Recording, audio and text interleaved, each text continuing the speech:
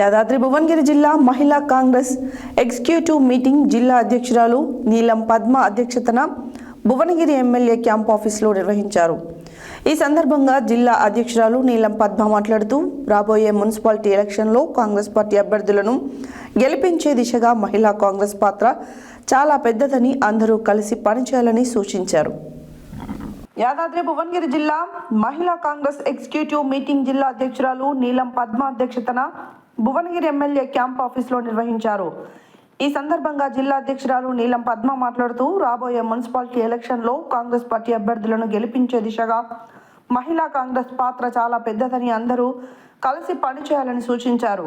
Congress party ఇస్తున్న సంక్షేమ పథకాలను గడప గడపకు తెలియజేయాలని, బీజేపీ బీఆర్ఎస్ అరాచకాలను తిప్పికొట్టాలని అన్నారు.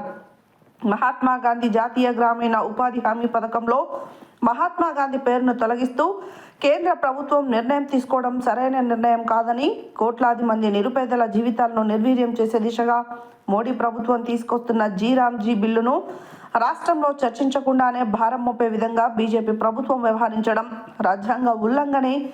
జీ తీసుకురావడం ప్రజల ప్రాథమిక హక్కును లాక్కోవడమేనని అన్నారు. ప్రజా కేంద్రిత సంక్షేమ చట్టంతో జాతిపితకు ఉన్న అనుబంధాన్ని తొలగించేందుకు ప్రయత్నం చేస్తున్నారని అన్నారు. కేంద్ర ప్రభుత్వం దిగి రాకుంటే పెద్ద ఎత్తున నిరసనలు చేస్తామని తెలిపారు. ఈ కార్యక్రమంలో జిల్లా కమిటీ మెంబర్లు, బ్లాక్ అధ్యక్షులు, మండల అధ్యక్షులు, పట్టణ అధ్యక్షులు, గ్రామ శాఖ అధ్యక్షులు, మహిళలు పెద్ద ఎత్తున పాల్గొన్నారు.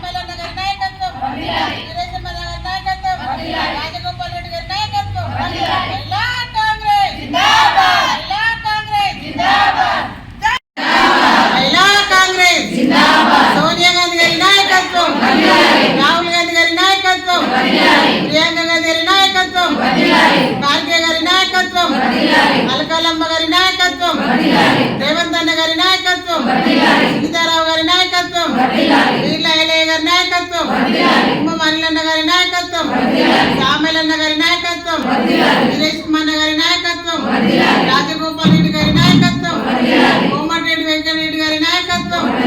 మహిళా కాంగ్రెస్, మహిళా కాంగ్రెస్. ఎన్ఆర్ఈజీఎస్ పేరు మార్చిండు, శ్రీరామ్జీ అని పేరు పెట్టిండు, వికసిత్ భారత్ అని పేరు పెట్టిండు. 20 సంవత్సరాల నుంచి ఉపాధి హామీ పని లేని వాళ్లకు గ్రామీణ ప్రాంతాల నుంచి పట్టణాలకు వలస పోతుందనే ఉద్దేశంతో ఆ రోజు సోనియా గాంధీ గారు, మన్మోహన్ సింగ్ గారు మరి మాట్లాడుకొని ఏ ఊర్లో వాళ్ళు అక్కడనే ఉండి వాళ్ళకు మనం జీవనోపాధి కల్పించాలి, అక్కడ ఉపాధి హామీ పని కల్పిస్తే 100 రోజుల పని కల్పిస్తే వాళ్ళు అక్కడ పని చేసుకుని అక్కడే ఉంటారు, వలస పోవద్దని